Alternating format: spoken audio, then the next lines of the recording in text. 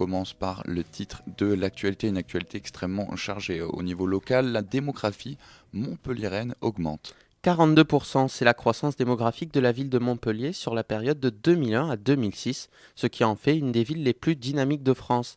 Et les principaux responsables de cette croissance sont les étudiants. Chaque année, ils sont 3000 arrivants supplémentaires.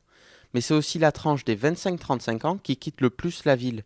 L'agglomération montpelliéraine est attractive pour ses universités, mais ne sait pas garder ses diplômés. Il y a environ 400 départs environ chaque année, un tiers repart dans le nord et rejoint la région parisienne. Au national, le SMIC, le salaire moyen, va augmenter. Le salaire minimum français, le SMIC, actuellement à 1 365 € brut par mois, pourrait être augmenté sans attendre la date traditionnelle du 1er janvier. L'INSEE vient en effet d'annoncer des chiffres en forte progression de l'inflation au mois de mars. Elle est surtout due à l'explosion des prix de l'énergie et de l'alimentation. Plusieurs observateurs tablent sur une augmentation de l'ordre de 2,3%. Cette hausse pourra avoir lieu dès le 1er mai pour les plus optimistes. 15% des salariés français touchent le SMIC, soit près de 3,5 millions de personnes. Le MEDEF critique la politique du gouvernement. La présidente du syndicat patronal Laurence Parisot s'est en effet insurgée contre la proposition lancée par François Baroin, ministre du Budget, d'obliger les entreprises versant des dividendes à allouer une prime de 1 000 € à leurs salariés. La présidente du MEDEF a jugé que les mesures envisagées par le gouvernement étaient incompréhensibles et dangereuses pour l'emploi. Mais Laurence Parisot n'est pas la seule à critiquer cette initiative. Le secrétaire général de la CFDT, François Chérec, a accusé samedi le gouvernement d'alimenter une forme de populisme. Si cette mesure voit le jour, il va y avoir beaucoup de déçus. Ça représente 15-20% des salariés dans notre pays. Ça veut dire qu'il y a 80% qui ne l'auront pas. En 2005, une prime Villepin était similaire. Au final, seules 33 000 personnes l'avaient reçue sur l'ensemble de la population active. Et justement, on revient sur les derniers sondages où Nicolas Sarkozy est au plus bas. Selon un sondage IFOP, 72% des Français interrogés se disent mécontents de Nicolas Sarkozy pour seulement 28% de satisfaits. La popularité du chef de l'État a atteint en avril son plus bas niveau depuis son élection. Il est 2 fois moins populaire que Mitterrand et Chirac avant leur réélection. Mais ses 2 prédécesseurs bénéficiaient d'une période de cohabitation. La cote de popularité du Premier ministre François Fillon est toujours très largement supérieure à celle du président. Le ministre de l'Intérieur, Claude Guéant, expose ses objectifs en matière d'immigration. Claude Guéant a présenté des objectifs chiffrés sur TF1 concernant l'immigration légale que le ministre veut réduire, arguant qu'en France, l'intégration est en panne. Le locataire de la place Beauvau s'est donné comme but de passer de 200 000 étrangers supplémentaires chaque année à seulement 180 000. Ce projet d'immigration s'est heurté au désaccord de nombreuses personnalités ou responsables politiques, comme Christine Lagarde, la ministre de l'économie et des finances, ou Laurence Parisot, qui ont mis en garde contre un projet contre-productif d'un point de vue économique. Visiblement peu soucieux de ces avertissements, Claude Guéant a également annoncé vouloir relever les exigences en matière de niveau de langue française pour les candidats à la naturalisation. On revient sur ce fait divers où une photo controversée d'un crucifix a été détruite au musée d'Avignon. Le célèbre Peace Christ, photo de l'artiste new-yorkais Andrés Serrano, qui illustre un crucifix plongé dans son urine, a toujours attiré les foudres de certains mouvements catholiques. Déjà vandalisée en 1997 en Australie, l'œuvre a de nouveau été attaquée dimanche au musée d'art contemporain d'Avignon. 4 suspects ont pénétré dans le musée vers 11h30 ce matin, se faisant passer pour de simples visiteurs. Tandis que 2 d'entre eux ont fait une dispute pour faire diversion, 2 autres ont sorti couteau et marteau, brisé le plexiglas pour lacérer l'œuvre. 3 gardiens ont tenté de s'interposer mais ils n'ont rien pu faire. Le collectionneur des lieux, Yvon Lambert, est encore sous le choc.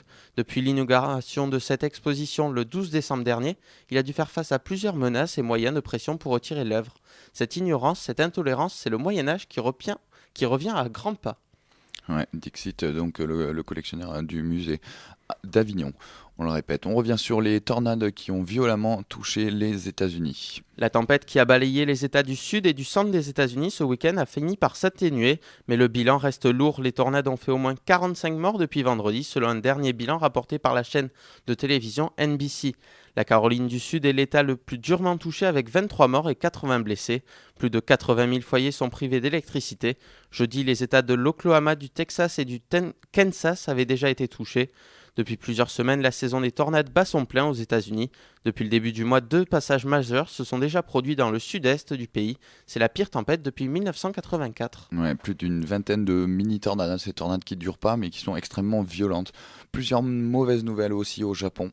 Tout d'abord, un séisme de magnitude 5,8 s'est produit samedi matin au nord de Tokyo où les immeubles ont fortement tremblé.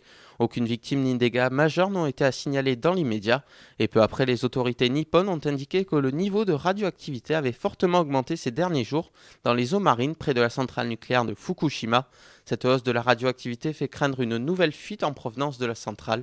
Les autorités ont tenté de se montrer rassurantes en soulignant que les niveaux de radioactivité actuellement enregistrés restaient très en dessous de ceux mesurés avant le 5 avril. Au Burkina Faso, des révoltes ont éclaté. Le régime du président Blaise Compaoré, déjà confronté depuis jeudi à une série de mutineries militaires, a dû faire face à la soudaine colère des commerçants. Un couvre-feu a été instauré. Les incidents dans la capitale du Burkina Faso ont fait 45 blessés, dont certains par balles. Le pillage des mutins dans les magasins ont provoqué cette révolte des commerçants du principal marché de la capitale.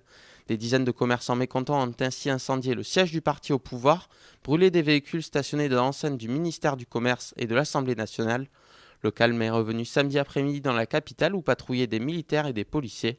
Avant les protestations des militaires et des commerçants, le régime avait été secoué par des mouvements de jeunes, à la suite de la mort d'un étudiant de 23 ans lors d'une manifestation.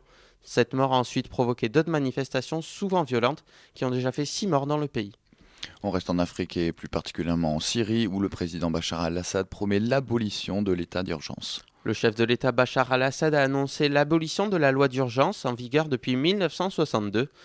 Son abolition est l'une des principales revendications des protestataires qui réclament une libéralisation du régime car elle réduit sensiblement les libertés publiques.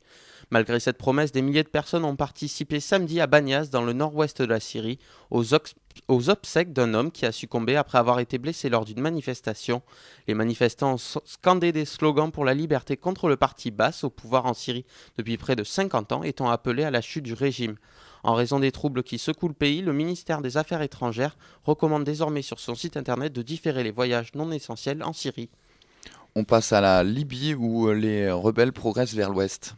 Longtemps bloqués autour d'Ajdabiya, nœud de communication stratégique à 160 km au sud de leur fief Benghazi, les rebelles ont avancé samedi d'une quarantaine de kilomètres à l'ouest en direction du site pétrolier de Brega.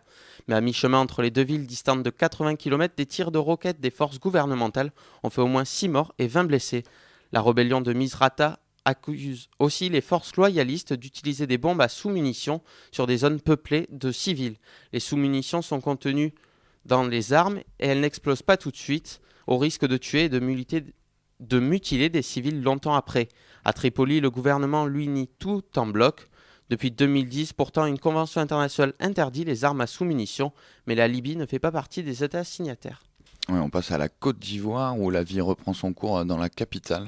À Abidjan, la vie reprend normalement. Dimanche, dans les rues de la capitale ivoirienne, les habitants étaient plus nombreux à sortir de chez eux. Et aujourd'hui aussi devrait être une journée cruciale pour le nouveau pouvoir. Tous les fonctionnaires sont appelés à reprendre impérativement le travail. Les enseignants devront notamment préparer la rentrée des classes fixée le 26 avril. En Afghanistan, 9 soldats ont été tués lors d'un attentat suicide. 9 militaires, 4 Afghans et 5 de la force de l'OTAN en Afghanistan ont été tués lors d'un attentat suicide. Un porte-parole des talibans a revendiqué l'attentat parmi les plus meurtriers pour les forces de l'OTAN depuis leur arrivée dans le pays fin 2001. L'attaque contre la base afghane est le 10e attentat suicide depuis début avril. C'est aussi le 5e en 3 jours visant les forces de sécurité afghanes. Vendredi, un kamikaze avait réussi à pénétrer dans le quartier général de la police à Kandahar, la grande ville du sud afghan, tuant le chef de la police de la province et de 2 de ses gardes du corps. Quelques 132 000 soldats de l'OTAN soutiennent le gouvernement de Kaboul face à l'insurrection menée depuis 2001 par les talibans chassés du pouvoir par une coalition internationale. On passe à la politique internationale justement, et plus particulièrement la Finlande, où les vrais Finlandais progressent. Le parti populiste est rentré avec fracas dans la vie politique finlandaise hier en atteignant des scores impressionnants aux élections législatives. Avec 19%, il talonne les sociodémocrates, alors que la coalition de centre-droit a remporté les élections.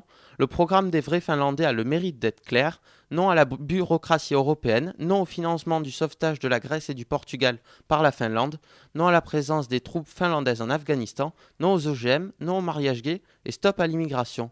Un parti national socialiste qui n'est pas sans rappeler le Front National. Bruno Gollnisch a par ailleurs salué la victoire du parti nationaliste finlandais.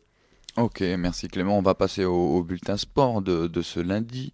Les résultats de ce week-end avec Rafael Nadal qui remporte le tournoi de Monte-Carlo, c'est du tennis. L'Espagnol Rafael Nadal a remporté le Master 1000 de Monte-Carlo pour la 7e année consécutive en battant son compatriote David Ferrer en 2-7, 6-4, 7-5. Il a remporté sa 37e victoire de suite et son 7e sacre d'affilée sur le Rocher.